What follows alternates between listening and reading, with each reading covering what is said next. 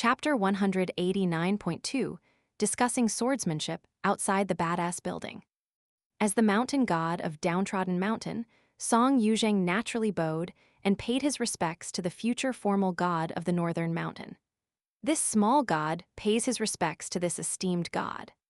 Wei Bo couldn't help but chuckle. He stepped to the side and waved his hand before saying, "There's no need to do this, Mr. Song."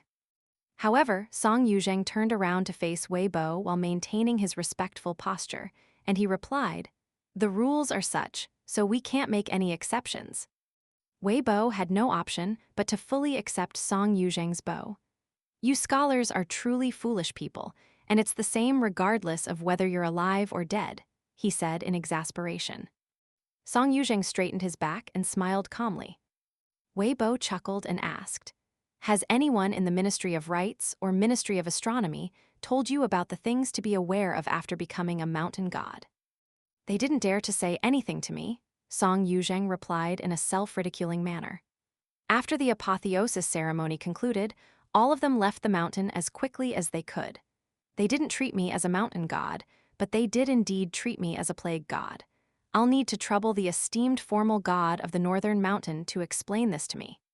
Wei Bo nodded and told Song Yuzheng to stand beside him.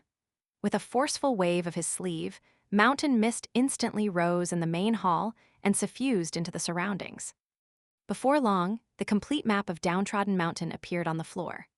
Mountains and waters couldn't be separated, so even though a mountain god was fundamentally responsible for governing their mountain, they did indeed have varying degrees of control over the streams or rivers that originated from their mountain or flowed past the foothills.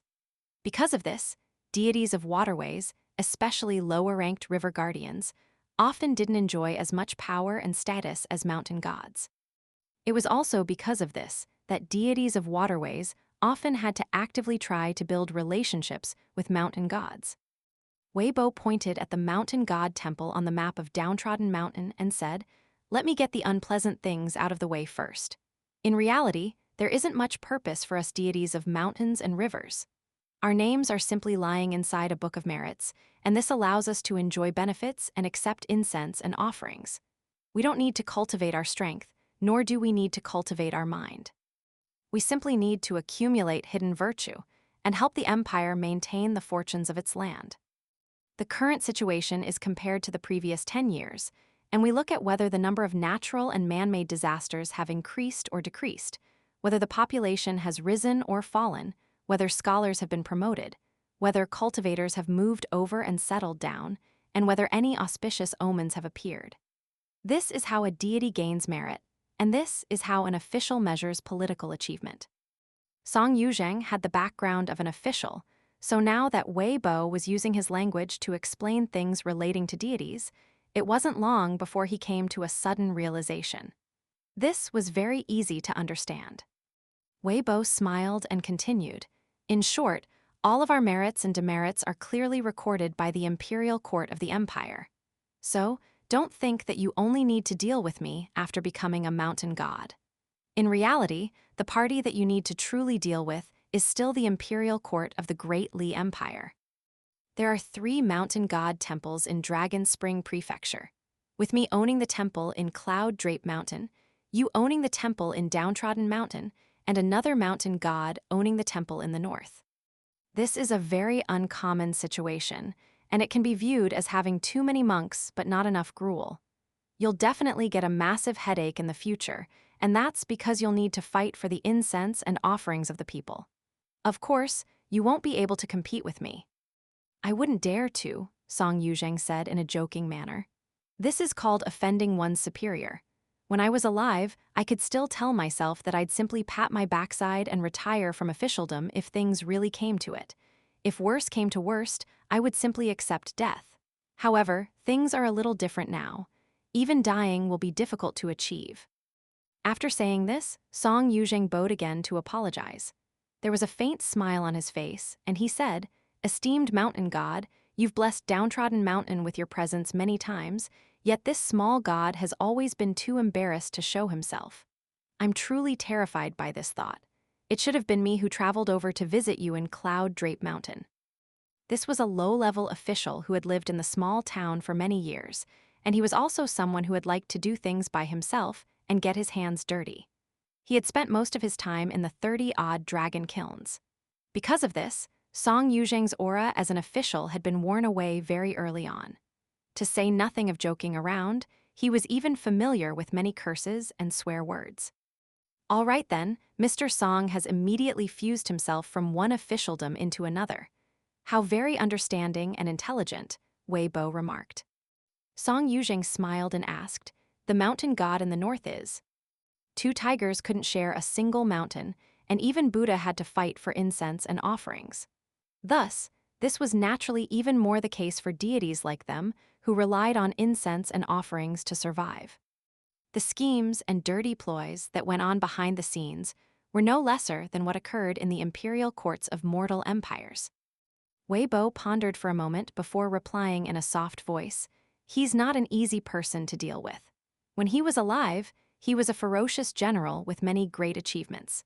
He has a very bad temper, though I've heard that he has an extremely good relationship with the gods honored in the Wenchang Pavilion and the Martial Sage Temple."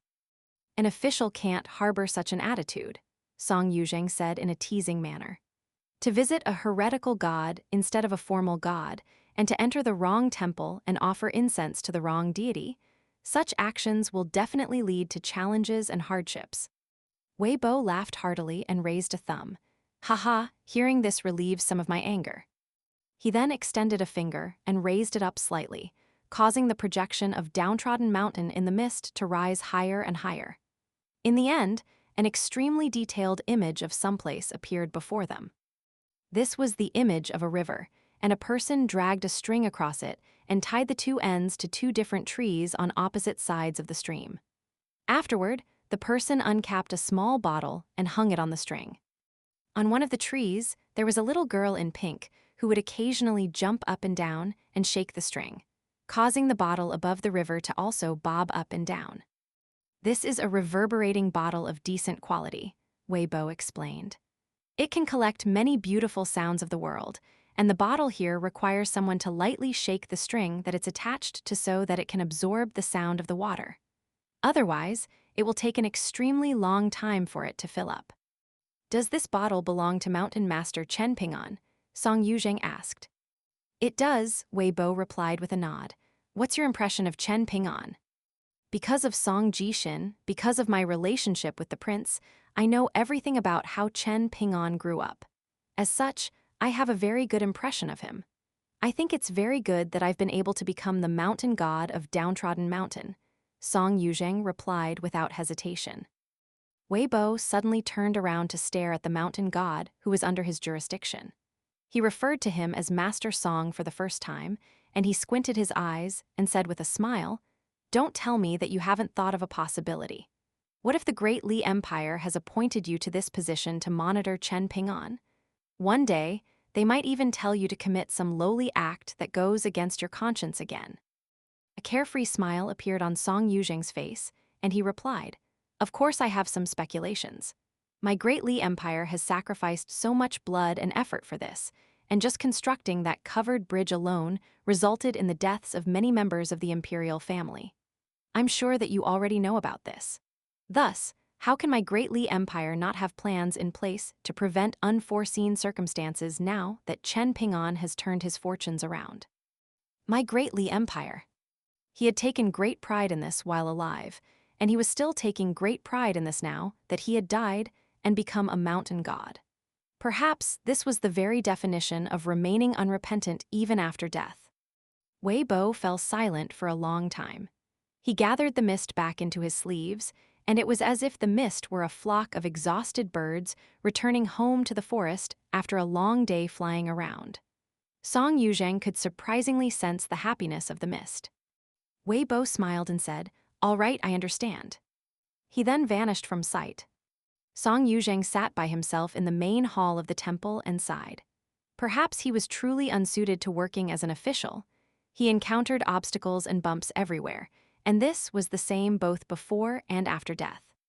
Wei Bo, the mountain god in white, was taking the young boy Chen Ping'an on a journey all around the mountains. Who didn't understand his intention? Song Yuzheng naturally understood, and the mountain god of the mountain to the north obviously understood as well. Meanwhile, which of the immortal forces that had purchased mountains in the surrounding area wasn't extremely observant and intelligent? They were well aware of Wei Bo's intention. By purposely bringing the young boy around to all of the large mountains, Wei Bo was undoubtedly highlighting a fact to all of them. Chen Ping'an was being protected by him, so regardless of what background these outsiders had, they needed to consider the might of this new formal god of the northern mountain if they still wanted to obtain any benefits in his territory. This was because Wei Bo wasn't some ordinary mountain god. Instead, it was very likely that he would become the most powerful formal god of a northern mountain one to the north of Lake View Academy in the future.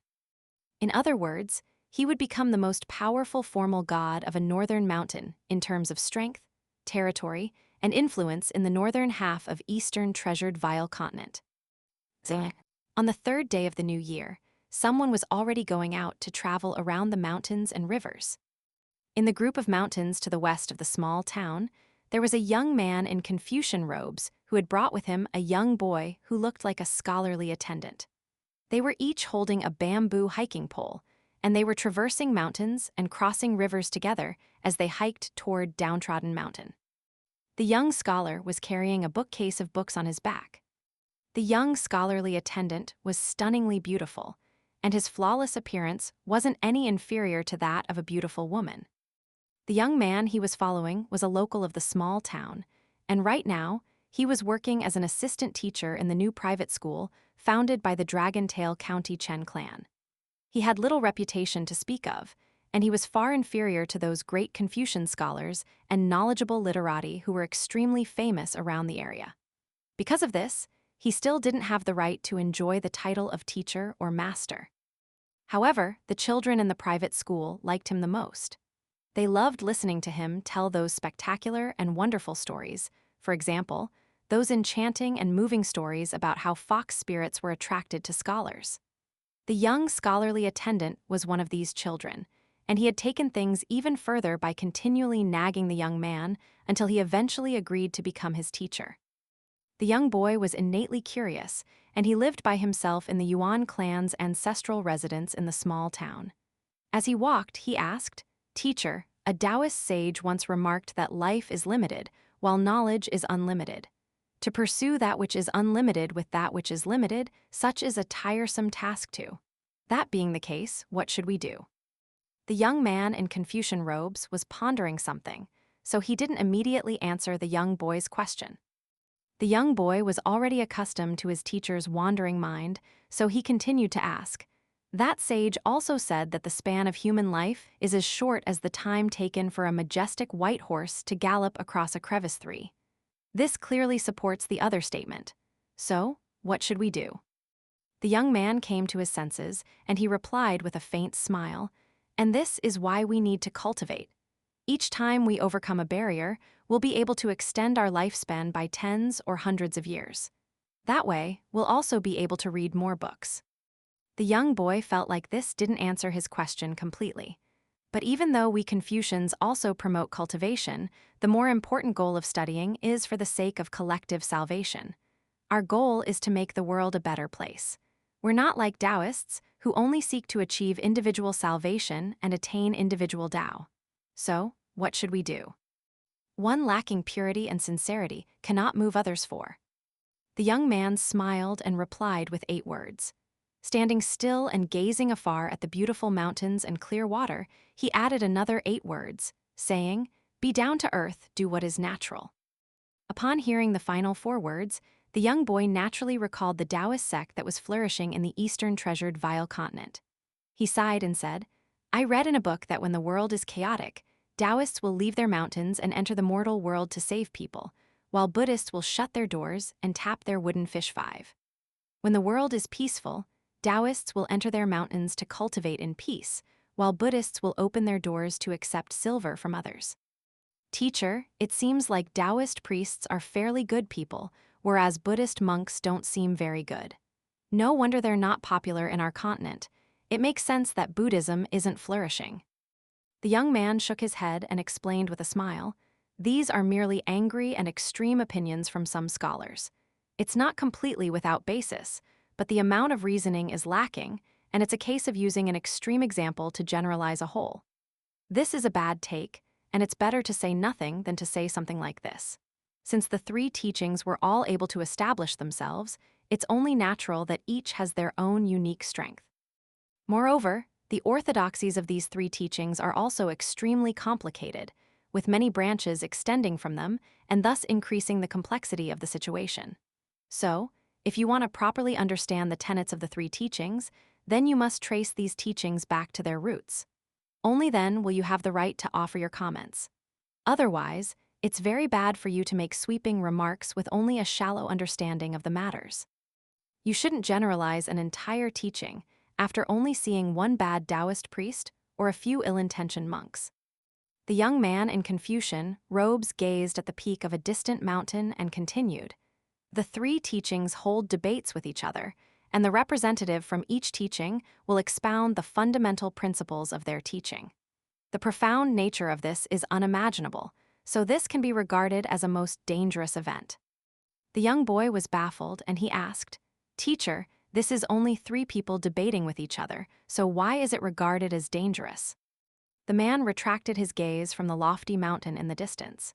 He gazed straight ahead, and he replied with a faint smile, "Since this is a debate, one needs to understand not only the strengths and weaknesses of one's own teaching, but one also needs to understand the strengths and weaknesses of the two other teachings. Only by achieving this will one have the chance to successfully convince the others." Thus, when studying the philosophies and principles of the other teachings, there are times when one can attain sudden enlightenment or receive a sudden wake-up call. Before the debate even begins, one might have already switched their allegiance and joined another teaching. The exquisitely beautiful young boy was slightly confused, and he only half understood what his teacher was saying.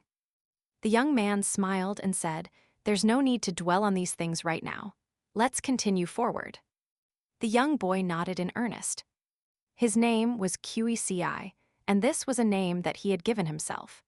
Even though he lived in the Yuan clan's ancestral residence in the small town, he wasn't actually a descendant of the Yuan clan. The young man in Confucian robes walking in front of him was none other than Li Zisheng. Apart from the bamboo hiking pole in his hand, there was also a peach talisman composed of two pieces of wood hanging by his waist. The talisman was simple and elegant. Hanging by his waist, the talisman looked as natural as could be. Qeci couldn't help but ask another question. "Teacher, why are we entering the mountains? What's our goal?" "Because I feel like some people have done something very wrong," Li Zisheng replied. "Since they've done wrong, they naturally shouldn't be allowed to continue down this incorrect path. I need to do everything in my power to rectify this." A dazzling smile appeared on Qeci's face, and he declared, "Teacher is always correct." Li Zisheng shook his head and said, "Regardless of which teaching or which school of thought it's from, the precious principles that have been passed down for many years in the books shouldn't be ignored." The young boy was extremely hesitant. "You can still ask one final question today," Li Zisheng said in a teasing manner. Qeci was overjoyed, and he asked, "When reading the notes of a literati, I saw that he mentioned the existence of 9 mighty suppressing pagoda in the world. But why does the final pagoda have a different number of characters in its name?" Li Zisheng thought for a moment before replying, "Are you talking about the mighty suppressing pagoda that's called the Bai Zi suppressing pagoda 6? This is because Bai Zi is someone's name. If it's called the Bai suppressing pagoda or Zi suppressing pagoda, just how unsuitable would that be?" The young boy had a long face, and he was itching all over to ask another question. However, he didn't dare to ask. Li Zisheng couldn't help but chuckle, and he said, "Go ahead and ask. The weather is very good today, and both the mountains and the water are very beautiful. You can ask a few more questions." Qeci was delighted, and he jumped up and down in joy beside his teacher. "Is the Bai Zi suppressed under that mighty suppressing pagoda related to the Bai Zi Album 7 that almost every cultivator has a copy of?" Li Zisheng nodded and replied, "Yes, there is a relation, and that's the fact that they both have the exact same name." The young boy clicked his tongue in wonder. "Teacher, there's definitely a more profound explanation to this, right?" Li Zisheng subtly raised his head and smiled apologetically in some direction. He then warned the young boy, "The Confucian sages teach us that one should avoid mentioning characters or symbols that may represent an esteemed elder." This is relevant not only in terms of the sages honored in the Confucian temples, but also relevant in terms of the sages of the three teachings and 100 schools of thought. "Bai Zi?" Qeci asked in puzzlement. Li Zisheng chuckled and lightly smacked him on the back of the head. "What do you think?" The young boy laughed loudly, and he didn't think much of this. The two of them continued to travel across mountains and rivers, heading toward Downtrodden Mountain. Somewhere near the western seashore of eastern treasured Vile Continent, there was a man wearing a mink fur coat standing above a cliff. His mind was tugged lightly, and he furrowed his brows as he turned around to look toward the east. There was a woman dressed in palace attire and wearing a veiled hat standing beside him, and she was none other than the fox spirit who had fallen down the cliff near the plank road during that snowy and windy night. "Is some sage in eastern treasured Vile Continent speaking badly of master? Do you need this maidservant to go over and teach them a lesson?" she asked carefully. The man retracted his gaze and replied calmly, "It's only a 6th-tier qi refiner from the Great Li Empire. Heh, the world has yet to fall into chaos, yet eastern treasured Vile Continent is already showing signs of unrest." The woman was dumbstruck, and she obediently shut her mouth. She hurriedly warned herself that speaking less would be better. 1. Reminder that each empire has its own 5 mountains. 2. An extract from Zhuangzi's Nourishing the Lord of Life. Zhuangzi was an influential Chinese philosopher who lived around the 4th century BCA during the Warring States period.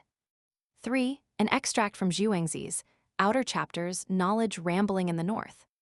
4. An extract from Zhuangzi's Miscellaneous Chapters, The Old Fisherman.